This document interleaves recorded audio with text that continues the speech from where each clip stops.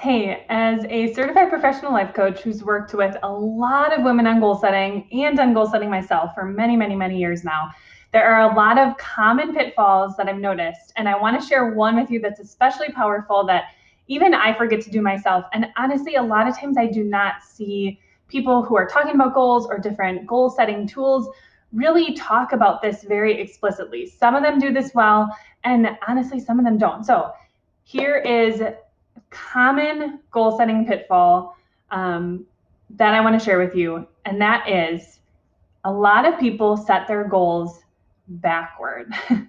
they just start setting goals. They don't think about what they're really after. So here's what you need to do. You need to think about the results that you are after and then reverse engineer from there. What is the objective that you're after? So this means that instead of thoughtlessly setting a goal that you might possibly hate, for example, you're going to train for a 5K, even though you hate running, you think about your end result, which is that you want better health, or you want more energy, or you want to lose weight, or you want to be toned, or whatever. And then you set a goal that's the smartest way to get you to that end result. So you might realize that a different kind of workout that you enjoy much more is going to get you the same result as running, but you don't have to do the running that you hate. And now you're going to be a lot more likely to actually achieve that goal and feel positive about the results, right? Because sometimes we actually start pursuing goals that aren't just things that feel maybe aren't the funnest way to get to an end result, but since we don't actually pinpoint the end result, we actually don't get what it is that we were truly after because we didn't even really know what it was in the first place. So a couple other examples would be like in your home. If things are feeling off in your home this year, a lot of us like noticed glaring pain points about our home environment, right? Because we were home a lot. If things are feeling off in your home, a temptation might be to just throw all the stuff in the cart at Target. Like, give me all the Hearth and Hand, all the Studio McGee threshold stuff, right? Like, I need more cute things in my house. Maybe though, if you really, really pay attention, the result that you want in your home is a more peaceful feeling. And maybe the best way to get a more peaceful feeling in your home is not through more stuff. Maybe it's by decluttering. So maybe buying more stuff actually would be counterproductive to your goal. Here's my final example. When it comes to your child's faith, any of us who have kids, and who are watching this video, because I aim toward go-getter Christian women. So any of us who have kids who are watching this video care about our child's faith.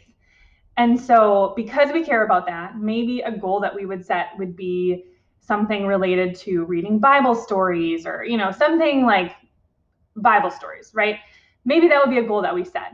If we don't stop and really think about what's the result that I'm actually after when it comes to my kids' faith, reading Bible stories might not actually be the best way to go about the result that we're after. Hear me out.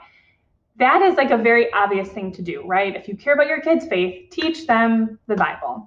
And that's a really good thing to do. Like, I want my kids to know about God. I also want my kids to know God, like know him relationally. And I want my kids to make him known through their words and just through the way that they live. So to me as a mom, when I think about the end results that I'm after for my kids, which are for them to know about God, know God, and make him known, reading them Bible stories is a good thing, but there are a lot of people who know the Bible who don't really have the kind of like deep, beautiful faith that I want my kids to have. And so that tells me that I need to do more than just like, if I'm just reading the Bible stories, that to me is not really success. And knowing my end result tells me that I need to reverse engineer from there and make sure that I am modeling the kind of character I want them to have. I'm having conversations with my 3-year-old about what kindness looks like and how God shows up in times when we're scared or stressed or angry or whatever. So those are some examples for you. I have a totally free 10-day email series. There's no sell or anything like that.